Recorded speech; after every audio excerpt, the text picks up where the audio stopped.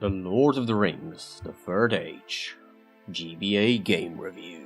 When it comes to The Lord of the Rings on the Game Boy Advance, The Third Age kinda stands out. It's the only one that's based on the entire trilogy, compared to the rest, which seem to focus on one installment. And it's also the only one that happens to be a turn-based strategy, and an interesting one as well. It's also one of those that happens to be based on the films, rather than the book, so story-wise, it's based on what happens in the film. I have very fond memories of this game, it's great, so maybe keep in mind there's a bit of a nostalgia factor here, but consider this as sort of a retrospective review on it. So, first of all, the most obvious, as you start to play you realize pretty fast, it's a turn-based RPG. So the whole shtick of it, it's a turn-based tactics RPG game, which is kind of unique by itself. It's a relatively niche genre, and it has a Lord of the Rings license as well in this case, which kind of makes it a little bit of a gem. It's not that often that you have games like this. It's not the only one, of course, but they're not the most common ones either. You know, with licensed games like this, they usually want to adopt very popular genres that are the most mainstream, and going a little bit off the mainstream like this, it's kinda rare, which is pretty sweet. Connecting Lord of the Rings with any kind of RPG is actually quite natural if you really think about it, because the themes, of course, go hand in hand, right? You have the Lord of the Rings, which is fantasy theme, and of course it's very common for RPGs to be fantasy themed, so it's natural, the whole setup works perfectly. I also need to mention before I go on that there is also a console version of this game. There's the one on the GameCube, which generally also seems to overshadow the console counterpart, which, to be honest, is quite often the case. I've never played the console version, just for the record, so I'm having a look on this one as a standalone, just by itself. So as you turn the game on, the first thing that's going to stand out is the pretty sweet 3D rendered cutscene that's going to show up. And when you start to play the game, also you will see a bunch of cutscenes, you know, when it comes to the battle part, that happen to look just like the film. Now, to stop the horse here, just to point out, of course, looking at this today, it's nothing special if we're honest. But here I would just really want to stress out that back in those days when this game was new, or even just relatively new, it was just really cool to see film-like graphics on the GBA, which generally didn't do that, because the GBA wasn't really capable of displaying 3D graphics. So most of the time, they just sticked to more cartoonish-like graphics, you know. Think Fire Emblem. Think Fire Emblem, for example, more like anime-ish style of graphics, which were a lot more common on this platform, just because they were much easier to display. But here, this game still managed to pull it off pretty well, even with the more realistically movie-like graphics. It's because, of course, what they do is they play pre-rendered 3D scenes, pretty much, right? So it really does look just like the movie on your small GBA screen, which, at the time, it really did make a huge impression, especially on someone who played it as a kid. It just felt cool to see the Gondor captain have a stab with his sword, right? And then you have all the diverse units that show up. You have the Troll unit, you have the Nazgul unit, you have your hero like Gandalf or Aragorn, and seeing them in a way that they would look just like in the film, which of course we were very obsessed with at the time when it was relatively new, you know, it was just really cool. So I have to stress out that this visual part, I'm mentioning here it in the beginning because it's the first thing that really makes an impression on you as you start to play the game. But it really is cool, it really is cool. Going away from the graphics for a second, as you start the game, you will have an option to play as either the good or the evil side. Now, I really like it that they give you this option. It's not very often in video games that you get this choice. Most often you're just stuck as the good side, right? You play as the good guys who save the day. But here, you have an option. To sum it up, you have Gandalf, who's more melee oriented, L-Lord is like an archer, and Aragorn is somewhere in between. They all have some unique stuff, like Gandalf recovers 1 HP every turn, he has this blinding light ability which can stun enemies. It's kinda random, it's not the best ability, but sometimes it can save you, sometimes it can be a waste. It's similar on the evil roster. Saruman is based for ranged, Mouth of Sauron is melee only, and the Witch King only has 1 range of attack. But you're only going to be using one of those heroes that you choose. Once you pick him, you're stuck with him for the rest of the game. So here, pretty obviously, the game will sacrifice some of the original story for the sake of the gameplay. Because of course, it doesn't make much sense to have Elrond through the whole game, right? Because if you think about the film, he wasn't really in even a single battle, with the exception of the War of the Ring, you know, the intro of the film or whatever. This part can be a bit subjective. I'll mention it as far as I go, but a lot of times this game will sacrifice a lot of accuracy, if you want to say so, like content-wise, you know, story-wise. It's hard to say if it's good or bad. In my opinion, I don't mind it, it makes the game more fun, but I can see how some hardcore fans could be really turned off by seeing L-Lord on Minas Tirith or something like that, but whatever. The first level you'll play with is the tutorial level. It's pretty straightforward. The game will tell you all the basics in form of very simple short text. You play as Isildur, which in itself is kinda neat, but other than that it's a very straightforward basic way to tell you how to play the game.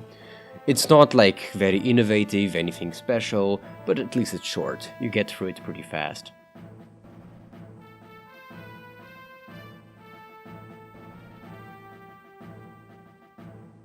Anyway, if you play a game like this, there's a pretty decent chance you'll be familiar with the basic premise of a turn-based tactics game.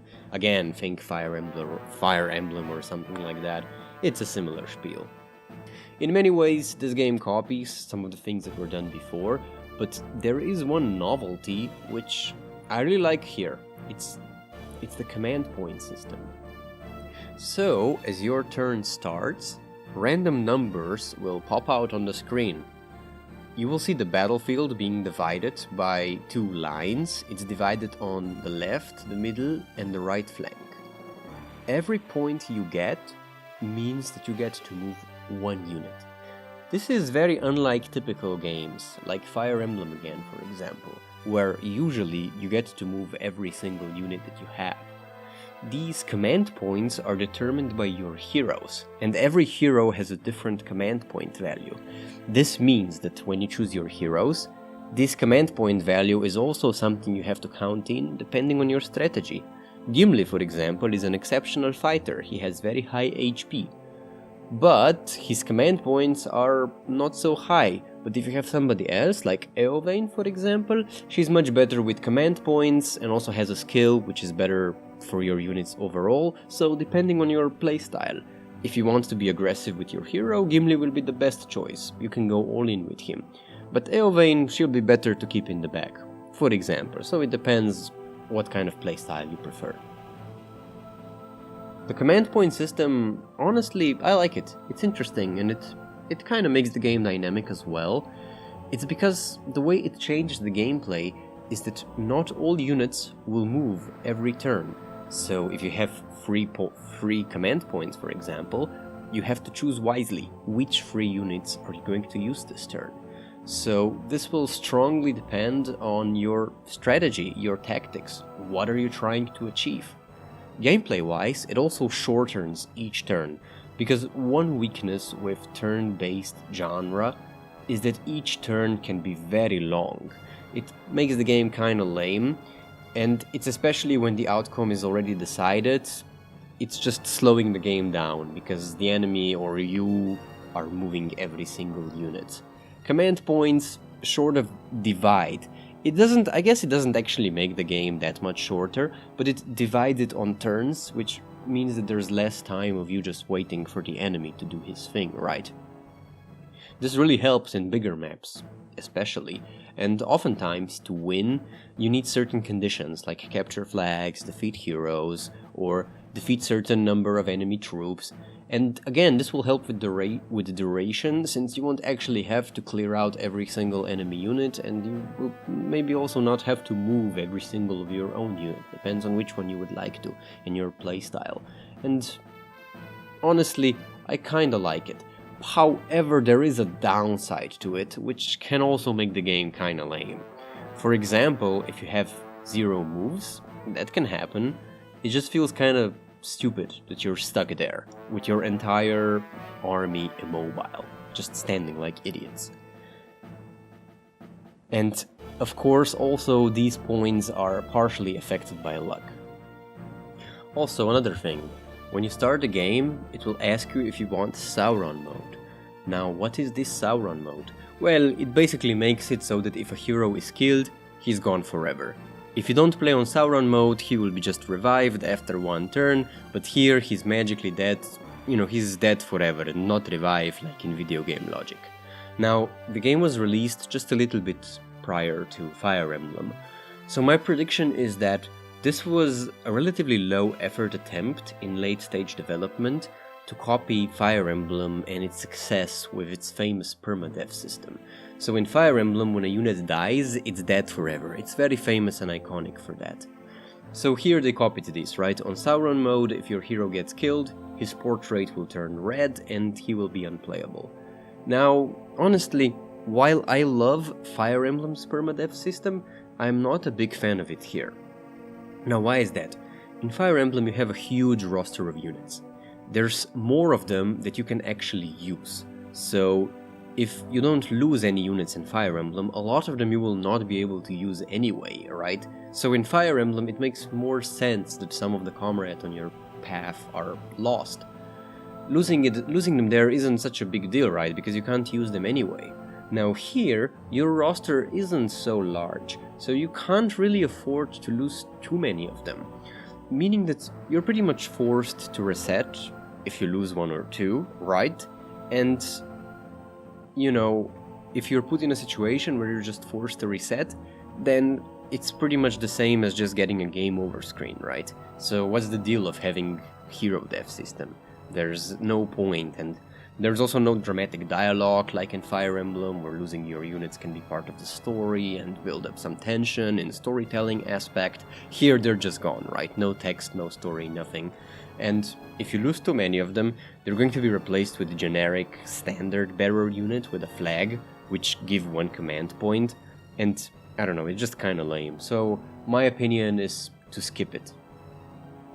Also, another thing I need to mention is that so one typical thing of this genre is that you have this animation, right? When you battle the enemy unit, there's the animation, and it gets old after a while, because it's always the same.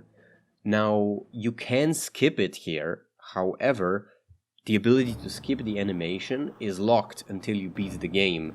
So, I don't know, I just thought it was so weird. Why did I have to beat the game before I unlocked this? I don't get it. So story-wise, the game is based on all 3 films. This is pretty cool because it does make for diverse settings, diverse types of enemies. Now, the actual story is just briefly summed up in text formats. It sort of follows the film closely, it depends. In some of the battles, it's very closely, but in some of them, it takes a lot of creative liberty. For example, there's a scenario where you fight in the town of Bree. A bunch of Nazgul make an assault on the town, and they fight the peasants and the woodsmen who are defending the town. Now, obviously, no such thing happened in the original story, not in the film nor in the book. When the Nazgul enter Bree, they just enter. There isn't like a fight scene or anything like that with the villagers, but it does make for a cool scenario to have a bunch of Nazgul as enemy character, and you have to defend them with very weak units, or the other way around, you play as the bad guys and you have to defeat a bunch of farmers with Nazgul, but you have to be careful because they have the number advantage. I can see how some people could be very bothered by the fact that it takes so much creative liberty, but I don't know, my opinion is that the level is fun, so whatever. The gameplay is relatively typical as far as tactics, turn-based tactics game goes. You select a unit, move it next to the enemy unit, and it will attack. The damage will, to some extent, depend on the characteristics of every single unit. There's a handy glossary in which you can check all the little details. The tutorial will give you some basics, but if you want to know all the details, like unit talents, spirit points, whatever, you need to look them up by yourself.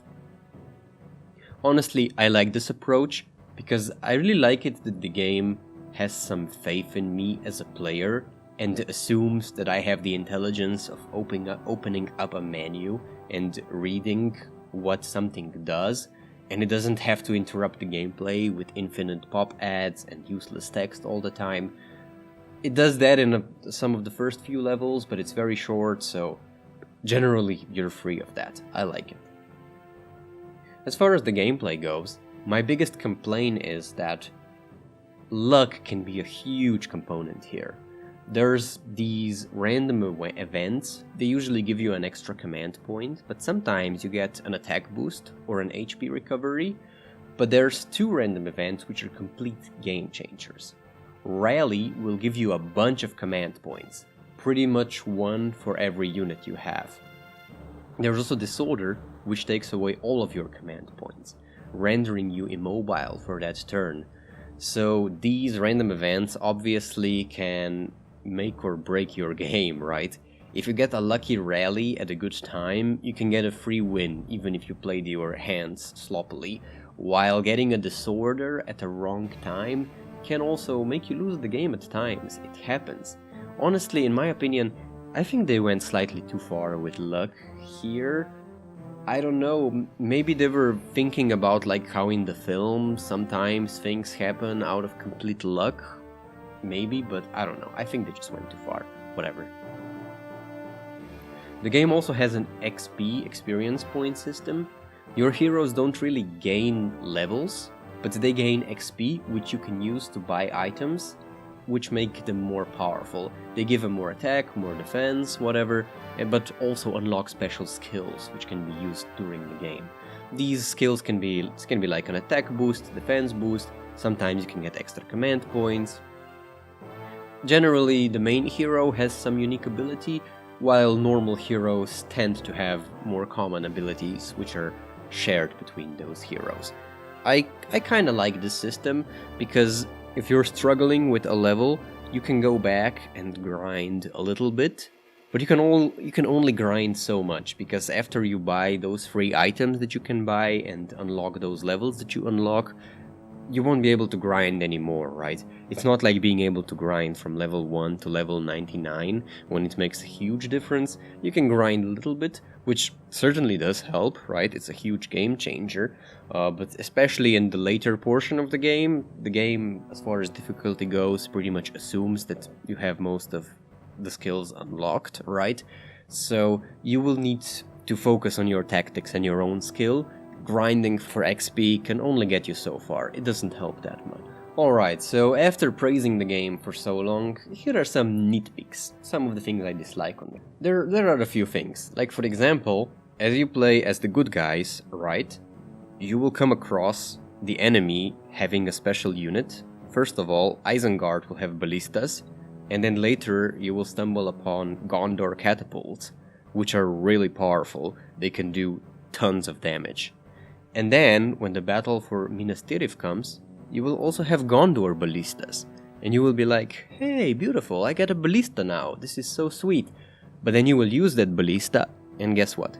It won't do shit. Half the time it will miss, and when it will hit, it will do average damage at best, as much as a normal unit. So, they were just teasing you, right?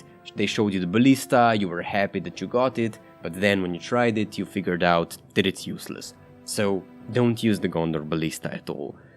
If you can, use some other units. If you have no other units to use, then I guess use the ballista, you have no choice. But yeah, it's one of those complaints. One thing that also bothered me was the Moria level, right?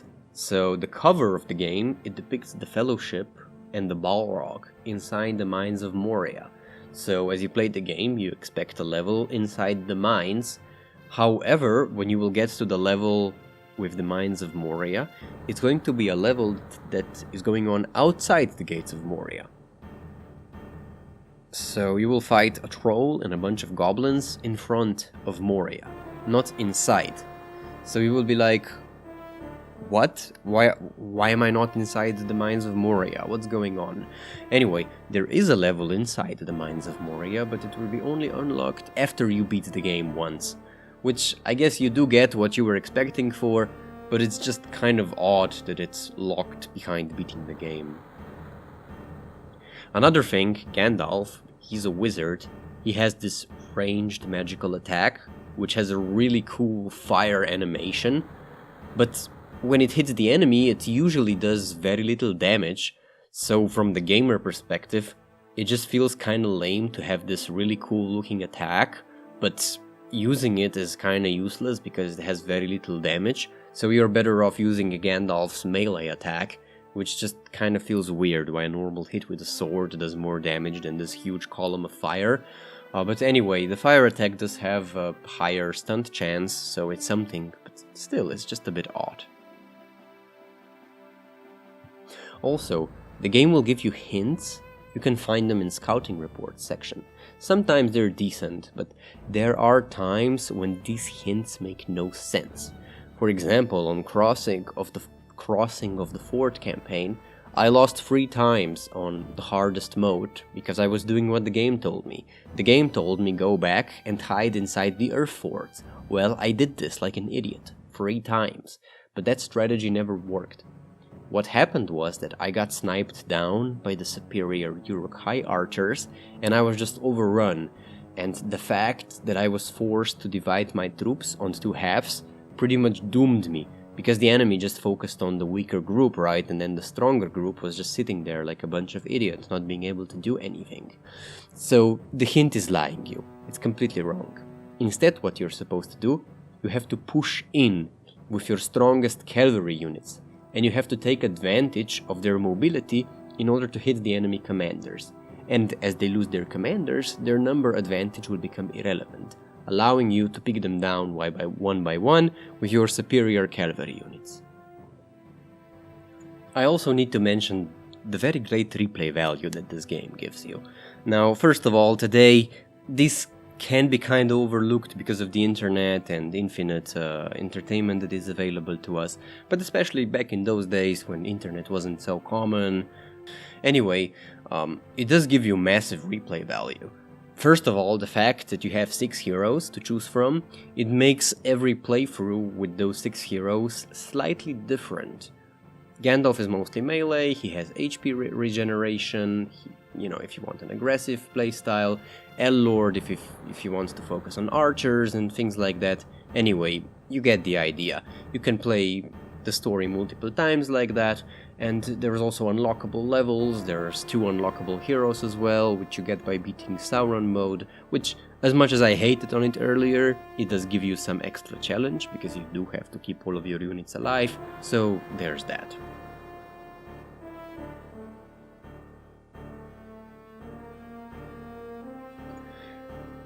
As I was making this review, I looked up online to see what reviews the game got when it was still new, and I was surprised that the score wasn't that high. It was kind of average, to be honest. And honestly, being objective, putting some nostalgia aside, it's definitely not a perfect game. It is, objectively looking, a decent turn-based strategy with some original ideas, but also some flaws, admittedly. There are flaws, I can't deny that. However, I think what makes this game above average for me is the fact that it has the Lord of the Rings license combined with the decent turn-based strategy. So if you're an enjoyer of Tolkien lore and also happen to like turn-based tactics, this game should be lots of fun with this. You should give it a try. But if you're looking for a Lord of the Rings game only and don't really care about turn-based, I don't know if you should give this game a try. Maybe try it and you'll see if it pulls you in. If you only like turn-based tactics and are not into Lord of the Rings at all, I'm not sure if the game is worth it at all. It might be interesting to see the command point system and how it works, but yeah, not really. But as I mentioned, if you are part of the beginning combination, you like turn-based strategy, and you're a Tolkien enjoyer, I think you should go ahead and give this game a try. It should be fun. Anyway, thank you for watching this. Please do like and subscribe. I know I don't upload that regularly, that it's not very good for the algorithm, not very professional of me and all of that, but still, please do. It does help. Thank you.